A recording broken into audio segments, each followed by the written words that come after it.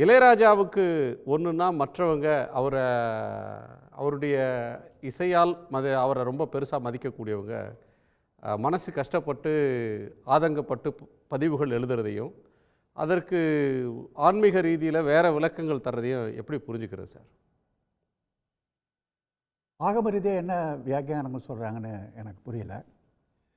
இப்போ நடந்திருக்கிற சம்பவமே கோயில் கர்ப்பகிரகத்தில் நடக்கலை, அர்த்த மண்டபத்தில் தான் நடந்திருக்கு. நீங்கள் கர்ப்பகிரகத்துக்குள்ளே போகிறத பற்றி பேசுனீங்கன்னா நீங்கள் ஆகம விதிகள் அதெல்லாம் நீங்கள் கூட பேசலாம். அர்த்த மண்டபம் அப்படிங்கிறதுல இருக்கிறவர் மூலவர் இல்லை, உற்சவர் தான் இருக்கிறார். உற்சவர் ஊர் பூரா வீதி வீதியாக சுற்றுறவர் தான். உற்சவர் எல்லா ஜாதிகாரங்களும் போய் வணங்க கொடுத்து தான் அவர் வச்சுருக்காங்க. அதனால் அந்த உற்சவருக்கு ஆகம விதிகள்லாம் பேசுகிறதுல என்ன நியாயம் இருக்குது அப்படிங்கிறதுல ஒன்றும் புரியல. ஸோ கர்ப்பகிரகம் வேறு, அர்த்த மண்டபம் வேறு. கர்ப்பகிரகத்துக்கு வெளியில் இருக்கிறது தான் அர்த்த மண்டபம். கர்ப்பகிரகத்தில் இருக்கிறவர் மூலவர், அர்த்த மண்டபத்தில் இருக்கிற உற்சவர். இந்த உற்சவர் பிரச்சனை சில கோயிலில் இருக்குது. ஏற்கனவே சிதம்பரம் கோயிலில் திருச்சிற்றம்பலம் என்று சொல்லப்படுகிற இடம் கூட இதே மாதிரி இந்த அர்த்த மண்டபம் தான். அந்த அர்த்த மண்டபத்தில் ஓதுவார்கள் ஏதி பேசக்கூடாது, பாடக்கூடாது அப்படின்னு சொல்லி அங்கே உள்ள தீட்சிதர்கள்லாம் பெரிய தகராறு பண்ணாங்க.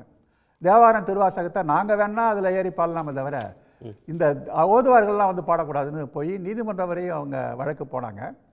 நீதிமன்றத்தில் வழக்குக்கு போய் அப்புறம் ஓதுவார்களுக்கு ஒரு குறிப்பிட்ட நேரம் ஒதுக்கப்பட்டு அந்த நேரத்தில் அவங்க அந்த தேவாரம் திருவாசகத்தை பாடலாம். அதுவும் உள்ளே வேத மந்திரம் உச்சரிக்கிற நேரத்தில் இந்த தேவாரம் திருவாசகம்லாம் பாடக்கூடாது அப்படின்னு ஒரு மரபு இப்போ இருந்துகிட்ருக்கு. அதே மாதிரி சமயபுரம் கோயிலில் 2018 இதே மாதிரி இந்த அர்த்த மண்டபத்தில் போகக்கூடாது அப்படின்னு சொல்லி ஒரு தடை போட்டாங்க. அதை எதிர்த்து நீதிமன்றத்தில் வழக்கு தொடரப்பட்டு அப்போ அந்த நீதிபதிகள் இந்த அர்த்த மண்டபத்தில் எல்லாரும் போகலாம், அதற்கு ஒன்றும் தடை இல்லை அப்படின்னு சொல்லியும் தீர்ப்பு எல்லாம் வந்திருக்கு. ஆக இப்போ பிரச்சனை அர்த்த மண்டபத்தை நோக்கி தான் ஓடிட்டுருக்கு. இப்போ கூட ஒரு அம்மா பேசுனாங்க, கர்ப்பகிரகத்துக்குள்ளே அர்ச்சகர்கள் மட்டும் தான் போகலாமான்னு சொல்லி. அடிப்படையே புரியாமல் பேசுகிறாங்க. நடக்கிறது அர்த்த மண்டப விஷயம். இன்னொன்று இளையராஜா அவரை போல ஒரு பெரிய ஆன்மீகவாதி கிடையாது. அவர் இசையை பரப்புவதை விட ஆன்மீகத்தை அதிகமாக பரப்பு கொண்டு இருக்கிறார். அவர் வழியாக ஆன்மீகம் பரப்புது.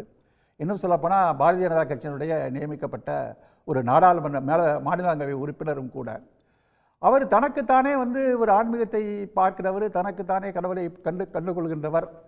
ஏன் கோயிலுக்கு அவர் போனார் அப்படிங்கிற கேள்வியை அங்கே எழுப்புகிறாங்க. இந்த கேள்வியை இளையராஜாவுக்கு மட்டும் எழுப்ப முடியாது, எல்லாருக்கும் எழுப்பணும். என்ன சொன்னால் அத்வைத ஃபிலாசபி அப்படிங்கிறது தனக்குத்தானே கடவுளை உணர்ந்து கொள்வதாக சொல்லுது. கோயில் என்பது எதற்காக ஏற்பட்டதுன்னு சொன்னால் தனக்குத்தானே கடவுளை காண முடியாத வெகு மக்களுக்காகத்தான் கோயில் அப்படிங்கிற ஒரு வழிபாட்டு முறையே உருவாச்சு. இன்னும் சொல்லப்போனால் வேத காலத்தில் உருவ வழிபாடுங்கிறதே கிடையாது. அப்போ அக்கினி வழிபாடு, வாயு வேறுபாடு, வர்ணன் வழிபாடு இவைகள் தான் இருந்ததை தவிர உருவ வழிபாடு கிடையாது. ஆனால் அதற்கு பிறகு கோயில்கள் கட்டப்பட்டு வந்ததற்கு பிறகு வேதத்தினுடைய கடவுள்களெல்லாம் ஓரங்கட்டி வச்சுட்டாங்க. இப்போ மற்றவங்களை பார்த்து கடவுள் இல்லைன்னு சொல்கிறவங்கெல்லாம் வேதத்தில் உள்ள கடவுள்கள்லாம் இல்லைன்னு சொல்லி மறுத்துட்டு கோயிலுக்குள்ளே கடவுளை சிவன் விஷ்ணு இதெல்லாம் வேதத்தில் சொல்லப்பட்டிருக்காங்கன்னா வேதத்தில் சிவன் விஷ்ணு பிள்ளையார் இதெல்லாம் யாரும் வேதத்தில் கிடையாது. அவங்க உருவ வழிபாடுங்கிறது அப்போது கிடையாது. வேதத்துக்கே உருவ வழிபாடு எதிர்ப்பான ஒரு விஷயந்தான்.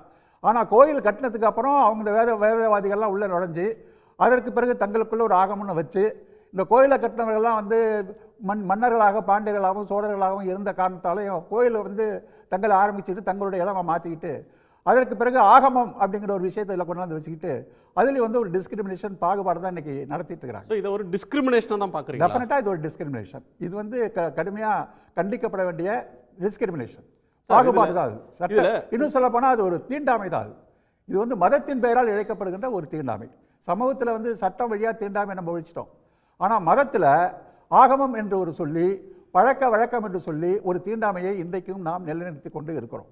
இட் இஸ் இது ஒரு பெரிய அன்டச்சபிலிட்டி. அது இல்லாமல் இளையராஜாவே இதை பற்றி கவலைப்படல, நீங்கள் ஏன் கவலைப்படுறீங்க என்று கேட்பதில் என்ன நியாயம் இல்லை. இளையராஜாங்கிறது ஒரு சமூக மனிதர். இன்றைக்கு இசை உலகத்தில் கொடிகட்டி பறக்கக்கூடிய ஒரு மனிதர். அவர் இசையமைத்து பாடிய அந்த திவ்ய பாசுரம் அங்கே கேட்குது. அது கருவறைக்கு வழி போகுது, எல்லாருக்கும் அந்த பாசுரம் கேட்குது. ஆனால் இளையராஜா அதுக்குள்ளே போக முடியல. அவர் பெரிய ஆன்மீகவாதியாக இருந்தாலும் போக முடியலங்கிறது மட்டும் இல்லை, அவர் இந்த அர்த்த மண்டபத்திற்குள்ளே நுழைந்தவரை அது வழி நுழைஞ்சு உள்ளே போயிட்டார். உள்ளே போனவர் வெளியில் அனுப்புகிறாங்க, நீ உள்ளே வராத வெளியில் போன்னு சொல்கிறாங்க. இது எவ்வளோ பெரிய ஒரு அவமானம். இப்போ எந்த உலகத்தில் இருக்கோம் நம்ம?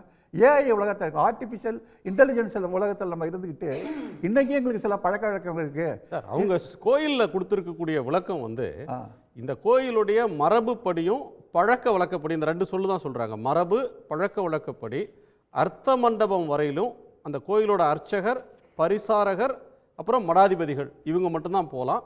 இதர நபர்களை அனுமதிக்கும் வழக்கம் இல்லை அப்படின்னு சொல்கிறாங்க இளையராஜாவுக்கு. இதர நபர்களை அனுமதிக்கும் வழக்கம் இல்லை. அடுத்தது இதே அர்த்த மண்டபத்துக்கு போன உடனே ஜிஆர் சொல்லிட்டாரு நீங்கள் அனுமதிக்க மாட்டாங்க அப்படின்னு சொன்ன உடனே அர்த்த மண்டபத்தின் முன்பிருந்து சாமி தரிசனம் செய்யலாம், நீங்கள் உள்ளே வராதிங்க, அதுக்கு முன்னாடி இருந்து தரிசனம் பண்ணுங்க அப்படின்னு சொன்ன உடனே அவர் வந்துட்டார். ராமானுஜ ஜிஆர் சுவாமிகள் மட்டும் அர்த்த மண்டபத்துக்கு உள்ளே போய் சாமி தரிசனம் பண்ணார், இவர் வெளியில் இருந்தார்னு விளக்கம் தர்றாங்க. சரி, இப்போ என்ன சொல்கிறாங்க? மரபுப்படி பழக்க வழக்கப்படி இது வந்து புறகிவிட்டார், இது அனுமதிக்கப்பட்டிருக்குன்னு அவங்க சொல்கிறாங்க. மரபு யார் உருவாக்குனது, பழக்க வழக்கத்தை யார் உருவாக்குனது? அப்போ ஒரு கேள்வி என்னன்னா, இந்த கஸ்டம் அண்ட் யூசேஜ், பழக்க வழக்கம் அப்படிங்கிற ஒரு சொற்றொடர் இருக்கு பார்த்தீங்களா? இந்த சொற்றொடர் வந்து சமூகத்தில் வந்து மிகப்பெரிய அநீதிகளுக்கு துணை போன ஒரு சொற்றொடராக இருந்திருக்கு. ஆரம்பத்தில் வந்து அந்த சதி எரியும் மனைவியை நெருப்பில் எரிக்கின்ற சட்டம் கொண்டு வந்த போது அதை எதிர்த்தவர்கள் பழக்க வழக்கம், இதை எதிர்க்கக்கூடாது என்று சொன்னார்கள். குழந்தைகள் திருமணத்தை தடை செய்வது சட்டம் வருகின்ற போது பழக்க வழக்கம், இதை எதிர்க்கக்கூடாது என்று சொன்னார்கள். கோயில் நுழைவுக்கு அனைவரும் உள்ளே செல்லலாம் என்று சட்டம் வந்துகிற போது பழக்க வழக்கம், உள்ளே செல்ல அனுமதிக்கக்கூடாது என்று அவர்கள் சொன்னார்கள். இன்னும் குழந்தைகள், பச்சிளம் குழந்தைகளை, முதல் குழந்தையை வந்து கங்கையில் ஆற்றி கொள்ளலாம் என்ற பழக்க வழக்கம் இருந்தபோது அதை எதிர்த்து சட்டம் வந்தபோது அது பழக்க வழக்கம் என்று சொன்னார்கள். ஆக இவர்கள் சொல்கிற கஸ்டம் அண்ட் யூசேஜ் எல்லாமே சமூக கொடுமைகளை நிலைநிறுத்துகிற கஸ்டம் யூசேஜாக இருக்கிறத தவிர ஒரு பழக்க வழக்கம் கூட சமூக முன்னேற்றத்திற்கு, சமூக மாற்றத்திற்கான பழக்க வழக்கமாக இருந்ததே கிடையாது. சரி, இந்த கஸ்டம் அண்ட் யூசேஜ் என்று சொல்லுகின்றவர்கள் இந்த மரபு வழிகளை எல்லாவற்றிலும் இவர்கள் பின்பற்றி இருக்கிறார்களா? இவர்கள் பின்பற்றுகிறார்களா? அப்போ ஒரு சின்ன கேள்வி கேட்குறாங்க. ஒரு அர்ச்சகர்களாக இருக்கிறவர்கள் அவர்கள் எப்படி இருக்கணும் அப்படிங்கிறது ஆகமங்களில் விதி இருக்குது. அந்த விதிகள் இன்றைக்கு செய்யப்படுகிறதா? இன்னும் சொல்லப்போனால் ஸ்மார்த்த பிராமின், ஆதி சைவன்னு ரெண்டு கேட்டகரி இருக்காங்க. ஆதி சைவர்கள் அப்படிங்கிறவங்க வந்து சிவனிடமிருந்து பிறந்தவர்கள். இந்த ஸ்மார்த்த பிராமின்ஸ் அப்படிங்கிறவங்க வந்து யாருன்னு சொன்னீங்கன்னா பிரம்மாவிலேருந்து பிறந்தவங்க. இந்த ஸ்மார்த்த பிராமின்ஸ், இந்த ஸ்மார்த்த பிராமணர்களுக்கு உருவ வழிபாடே கிடையாது. இவர்கள் எந்த கோயிலும் போய் அர்ச்சனை செய்வதற்கான உரிமை அவர்களுக்கு சாஸ்திர ரீதியாக மறுக்கப்பட்டு இருக்கிறது. ஆனால் இன்றைக்கு தமிழ்நாட்டில் எத்தனை கோயில்களில், மிக முக்கிய கோயில்களில் ஆகமப்படி மறுக்கப்பட்ட ஸ்மார்த்த பிராமணர்கள் இன்றைக்கு பூஜை செய்து கொண்டிருக்கிறார்கள் அப்படிங்கிற ஒரு மிகப்பெரிய ஒரு பட்டியலையே மகாராஜன் கமிஷனில் கொடுத்துருக்கிறார். அந்த பட்டியலாக எடுத்து கொடுத்தா ஒரு நீண்ட நாளமாக இருக்கும். எவ்வளவு ஆகம முறைகள் நடந்துகிட்டு இருக்கு. ஆகம பூஜை வேற, வேத பூஜை வேற. ஆனால் ஆகம பூஜையும் வேத பூஜையும் ஒன்றாக்கி இன்றைக்கு வந்து ஆகமங்களை மீறுகிற செய்திகளை இன்றைக்கி செஞ்சுட்டு இருக்கிறாங்க. இன்னும் சொல்லப்போனால் இந்த ஆகமப்படி அர்ச்சகராக இருக்கிறவங்க கடல் தாண்டி போகக்கூடாது, கடல் பயணம் செய்யக்கூடாது. இன்னும் சொல்லலாம் இந்த வழி, ஆனால் கடல் தாண்டி பயணம் போய் இன்றைக்கி வந்து கோயில் கட்டிகிட்டு இருக்கிறாங்க. கடல் தாண்டி பயணம் போய் அந்த உள்ள கோயிலில் ஆகமப்படி இன்றைக்கி வந்து பரிசை செஞ்சுட்டு இருக்கிறாங்க. அப்போ தங்களுக்கு வசதியான இடத்துல பற்றி ஆகமங்களை மீறுவாங்க, மரபுகளை மீறுவாங்க, பழக்க வழக்கங்களை உடைப்பாங்க. ஆனால் பிராமணர் அல்லாத மற்ற மக்களுக்கு, வைதிகத்தை எதிர்க்கின்ற மக்களுக்கு ஆகமம் இப்படி தான் வழக்கப்படி சொல்லி தீண்டாமையை நிலைநிறுத்துவார்கள். அதுதான் இந்த இளையராஜா விஷயத்தில் நடந்திருக்கு. உடனுக்குடன் செய்திகளை தெரிந்து கொள்ள சன் நியூஸ் பெல் ஐகானை கிளிக் பண்ணுங்க.